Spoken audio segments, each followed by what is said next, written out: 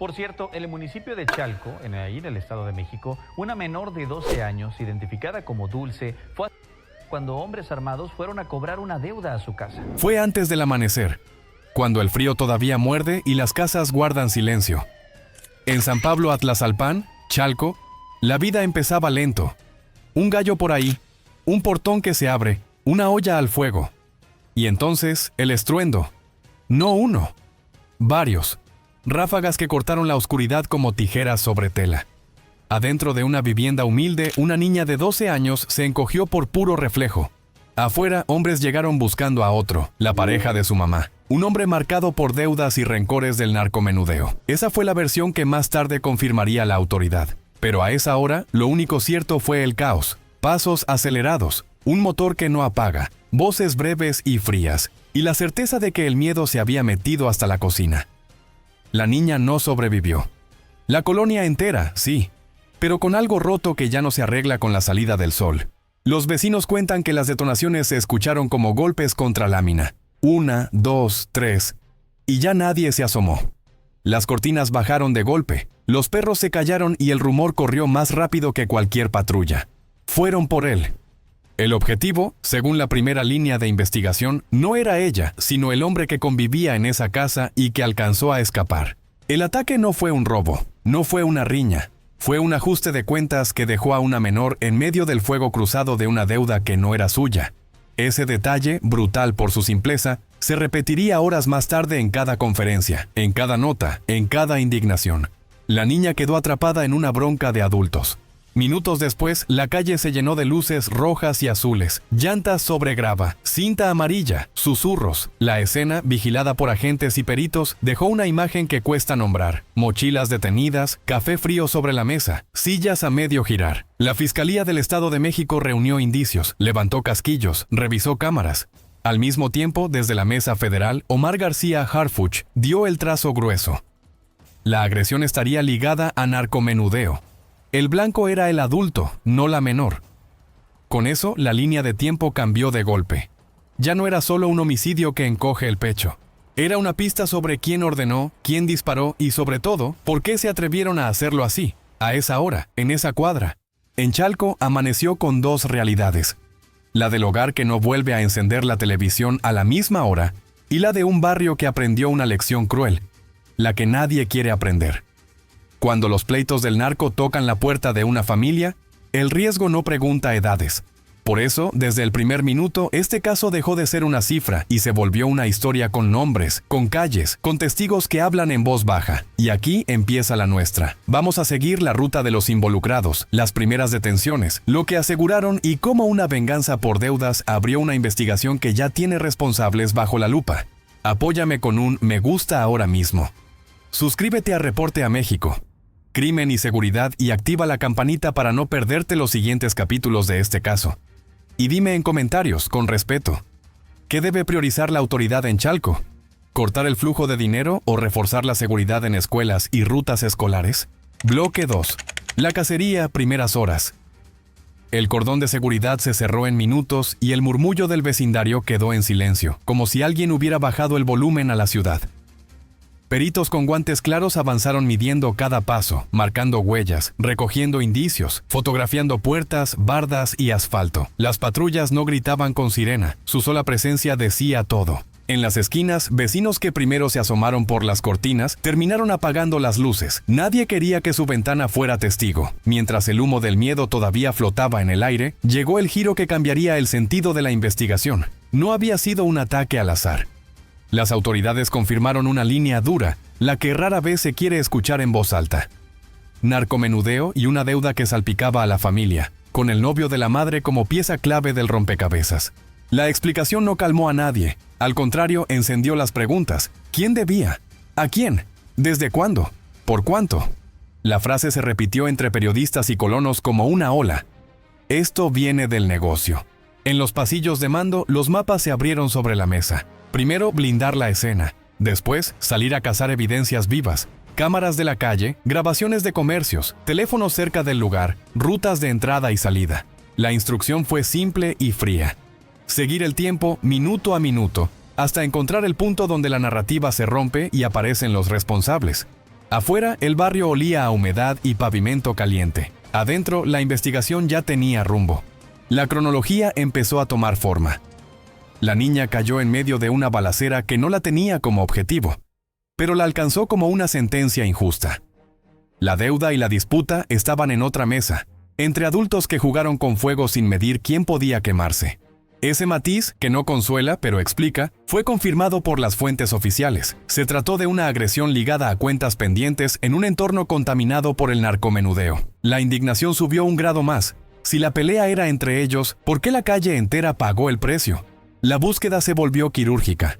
Agentes tocaron puertas con discreción y lápiz en mano.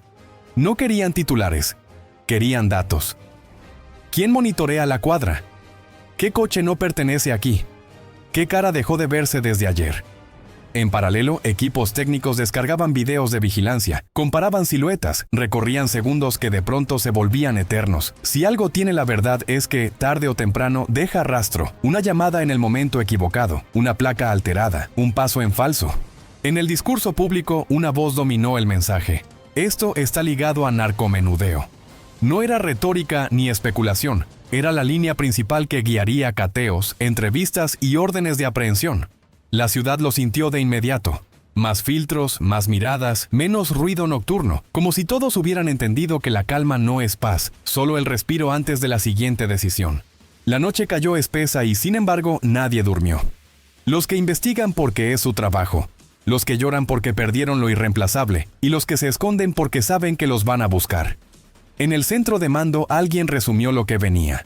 Primero entender, luego capturar. Afuera, una abuela apagó el televisor, besó una foto y cerró con llave 2 veces. Lo que vendría después no sería casualidad, sería consecuencia. Y en esa palabra, consecuencia, empezó la fase que pondría nombres y direcciones sobre la mesa. Bloque 3. Cateos, aseguramientos y el cerco invisible. Las sirenas no fueron lo único que cortó el aire. Minutos después de los disparos, la calle quedó encapsulada. Cinta amarilla, pasos pesados, radios crepitando, vecinos detrás de las cortinas. En el asfalto quedaron los casquillos, la marca negra de las llantas y un silencio espeso que se pega a la piel. Peritos y agentes comenzaron la cacería siguiendo la ruta más fría. Evidencia. Tomaron fotografías, levantaron los indicios balísticos, aseguraron ropa con manchas, recogieron celulares y, sobre todo, pidieron de inmediato las copias de cámaras vecinales y de comercios. Esta vez nadie quiso guardar nada. Las puertas se abrieron con manos temblorosas. Afuera, la calle olía a metal caliente y a miedo fresco. Con las primeras horas llegó el cerco. No fue un despliegue ruidoso, fue una malla que se cerró por capas. Patrullas sin sirena en las entradas del barrio, puntos de observación en azoteas, unidades discretas sobre los ejes de salida. Mientras el Ministerio Público tomaba testimonios, equipos de inteligencia cruzaban placas, geolocalizaciones y chats que aparecían en los teléfonos asegurados. La línea que ya asomaba desde la noche anterior se repitió en boca de varias fuentes. El ataque no fue al azar. Había deudas, había rencores y había una relación con venta de droga a pequeña escala que ya se investigaba. Eso mismo, horas más tarde, se diría en público. La muerte de Dulce, de 12 años, está ligada a narcomenudeo. No como justificación, sino como explicación cruda del riesgo que crece cuando el crimen se instala al lado de la mesa. Las diligencias no se quedaron en la cuadra. Equipos mixtos se movieron hacia puntos marcados con anterioridad por quejas vecinales y reportes anónimos. No hicieron ruido, tocaron, mostraron papeles, entraron. Buscaban armas, buscaban droga, buscaban teléfonos usados en las últimas 24 horas. En cada domicilio revisado se repitió el protocolo: separar, identificar, documentar. Afuera, el barrio respiraba en ráfagas. Adentro, los agentes iban detrás de un patrón. Llamadas cortas, mensajes en clave, rutas breves entre casas y motonetas. El mapa del miedo se dibujó solo.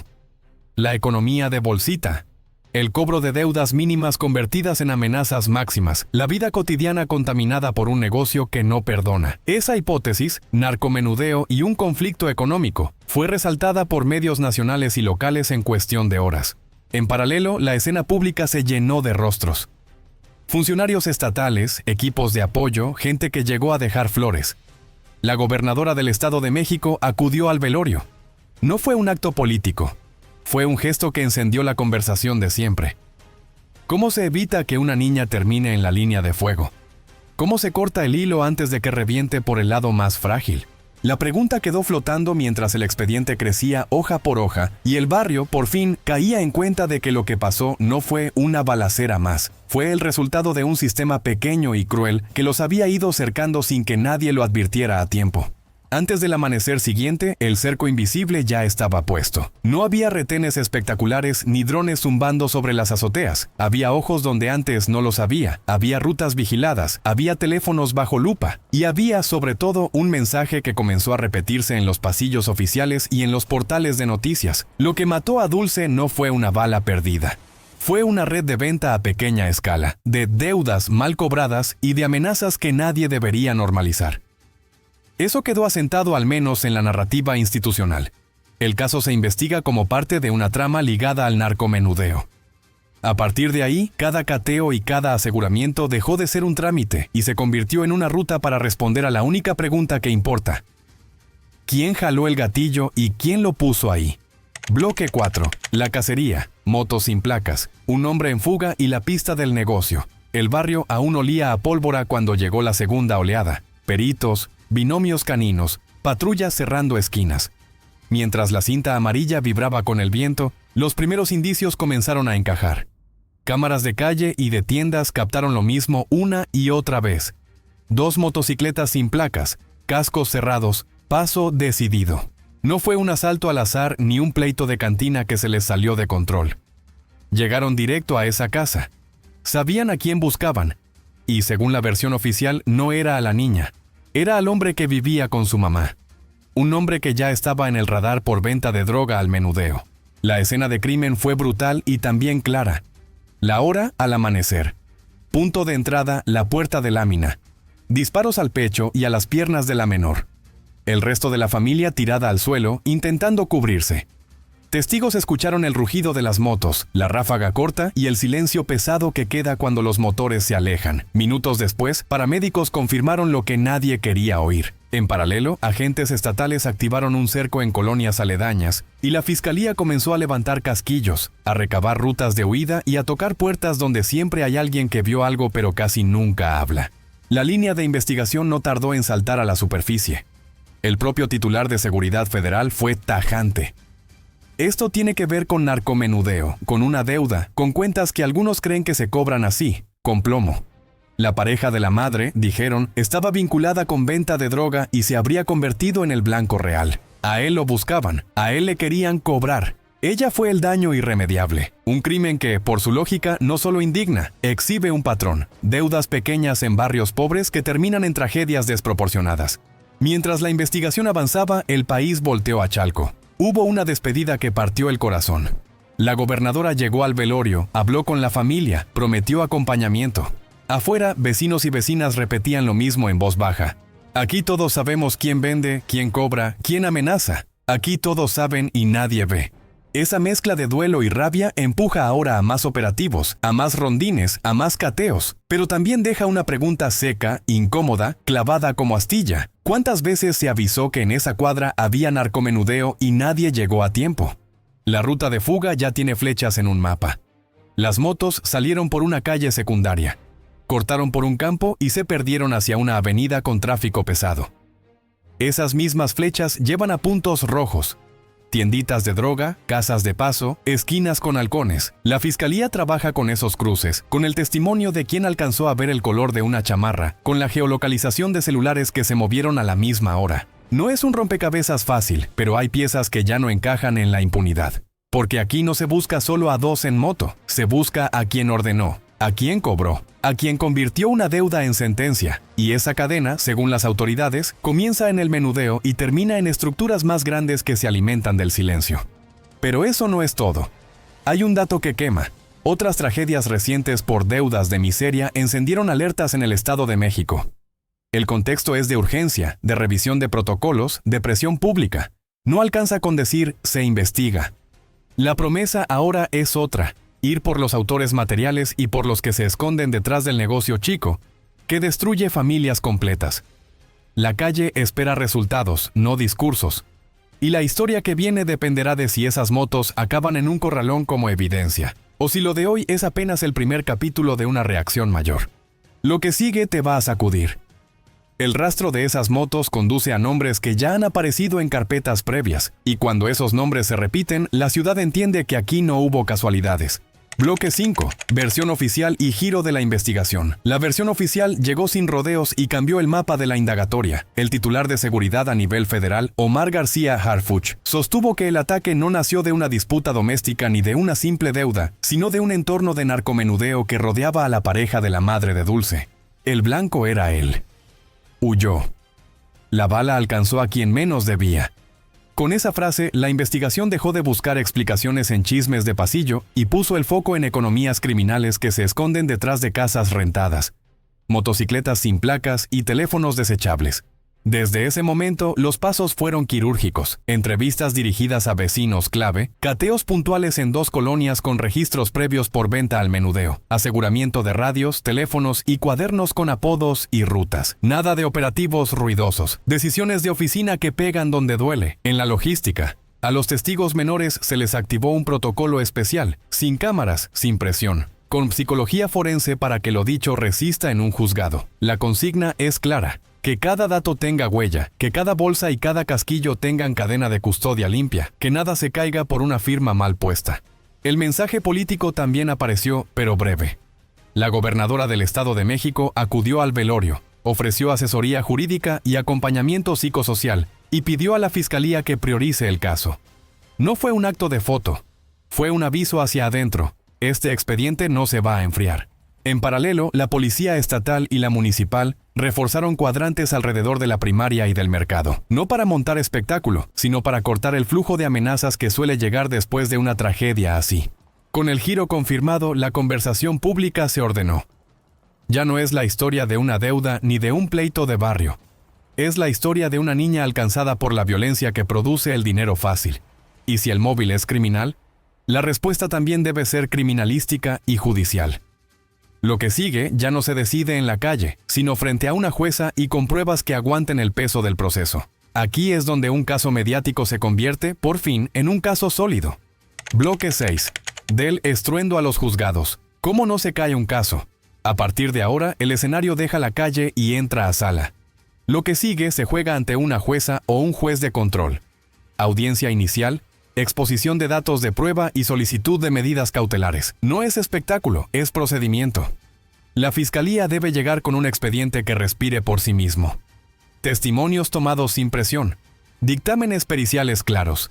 Trazas de telefonía y rutas de huida reconstruidas con tiempo, lugar y modo. Si cada pieza está bien colocada, la acusación camina. Si falta una firma, una cadena de custodia o un horario, la defensa lo olfatea y el caso tropieza. Primero, la carpeta. Ahí tienen que convivir, ordenadas, las entrevistas a vecinos clave, el peritaje balístico que compara casquillos con disparos, los análisis de video que fijan la línea de tiempo y los dictámenes médico-psicológicos que acreditan afectaciones en sobrevivientes y testigos, todo con sellos, folios y la ruta completa de quién tocó qué y cuándo. Esa ruta, llamada cadena de custodia, es la columna vertebral. Si se rompe, nada se sostiene. Segundo, las medidas de protección. La ley obliga a resguardar a los menores que hayan declarado y a cuidar a cualquier familiar que haya sido amenazado. Eso significa traslados temporales, discreción de domicilios, acompañamiento psicosocial y, si hace falta, botón de pánico. Importa repetirlo, proteger testigos no es hacerles un favor, es asegurar que el caso llegue vivo al juicio sin silencios comprados por miedo. Tercero, las cautelares. La Fiscalía pedirá restricciones de acercamiento, resguardo de armas aseguradas y, si hay riesgo real de fuga o de presión sobre testigos, prisión preventiva justificada para quien sea presentado. Aquí la presunción de inocencia se mantiene intacta. Nadie es culpable hasta sentencia. Pero presunción no es impunidad. El tribunal puede contener riesgos mientras la investigación se fortalece. Cuarto, la ruta financiera. Aunque el móvil sea de narcomenudeo, la solidez llega cuando se prueban flujos de dinero, tarjetas, depósitos en efectivo y teléfonos desechables que cambian de manos con patrones repetidos. Oficiar a compañías, congelar cuentas vinculadas y cerrar bodegas es tan importante como asegurar un arma. El crimen local se sostiene con pesos y con miedo. Si cortas el dinero, el miedo deja de pagarse. Quinto, comunicación sin estridencia. La autoridad que hable deberá hacerlo breve y verificable. qué se aseguró, qué diligencias siguen y qué canales de denuncia permanecen abiertos, como la línea de denuncia anónima 089. Nada de filtrar nombres de menores ni mostrar evidencia sensible en redes. Cada exceso en la plaza pública se paga caro en el juicio. Si estos pasos se cumplen, el caso no dependerá de un titular de prensa ni de una marcha de indignación. Avanzará por su propio peso probatorio. Lo que viene ya no son patrullas ni torretas, sino agendas de audiencias, escritos de acusación y un expediente que, bien armado, no se dobla cuando sopla el viento. Y mientras la justicia hace su parte, el barrio también espera una señal, que la ley, por una vez, llegue hasta el final. Bloque 7. Lo que queda en la calle, duelo, miedo y la pregunta que no se quiere hacer. Cuando cae la noche en Chalco, el sonido cambia. Ya no se escuchan canchas, risas ni pregones. Se escucha el herraje de puertas que se cierran 2 veces. En la esquina donde todos vieron pasar la motocicleta con prisa, quedó pegado un silencio espeso, el mismo que deja un trueno después de golpear. Sobre una mesa, los vecinos acomodaron veladoras y flores baratas. No hay discursos. Solo una frase que se repite en voz baja. Era una niña. Esa simple verdad desarma cualquier debate técnico. Porque detrás de los dictámenes y las cadenas de custodia queda algo que no cabe en un expediente. La manera en que una colonia aprende a vivir con el miedo atado a la rutina. La primaria amaneció con bancas vacías y ojos rojos. Algunas madres pidieron cambio de turno, otras prefirieron dejar a sus hijos en casa. Los maestros hablaron de contención emocional, pero la contención real se mide en puertas reforzadas, en horarios recortados, en la costumbre de mirar 2 veces antes de cruzar la calle. El comercio también se resiente. Persianas a medio cerrar, entregas más temprano, miradas rápidas a motocicletas sin placas. El barrio entiende las señales mejor que cualquier boletín. Luego viene la discusión incómoda. No es solo una bala, es el ecosistema que la sostiene. El dinero rápido de la venta al menudeo, los teléfonos desechables que nacen y mueren en una semana, las motos que no aparecen en ningún registro, las casas de paso rentadas con efectivo y apodos, los muchachos que cambian de sudadera y de número en un día. Esa economía paralela no cae con un solo cateo. Se encoge, se esconde y vuelve a crecer si nadie ocupa el espacio con algo distinto. Por eso las autoridades hablan de operativos, pero la comunidad necesita algo más que patrullas. Necesita luz en calles ciegas, horarios seguros de transporte, presencia real de trabajo social y espacios donde la palabra no se pague con amenaza. En medio de ese paisaje, el caso de Dulce se vuelve símbolo y espejo. Símbolo de una línea cruzada que no debió cruzarse jamás. Espejo de un país que a veces normaliza lo intolerable. La gobernadora pasó, el fiscal habló, el gabinete federal marcó ruta. Pero el verdadero veredicto no lo dicta una rueda de prensa, lo dicta el tiempo. Si en semanas hay detenidos con procesos sólidos, si los testigos llegan seguros a declarar, si la ruta de dinero se corta de verdad, esta historia habrá cambiado algo más que un titular. Si no, el barrio registrará el mensaje con la frialdad de quien ya lo escuchó antes. Todo sigue igual. Queda entonces una pregunta que nadie quiere hacer en voz alta. ¿Cuánto vale la vida de una niña frente a la comodidad de mirar a otro lado? La respuesta no está solo en el juzgado. Está en cada denuncia que se hace a tiempo, en cada vecino que decide no callar, en cada autoridad que firma donde tiene que firmar y sostiene el caso hasta la sentencia.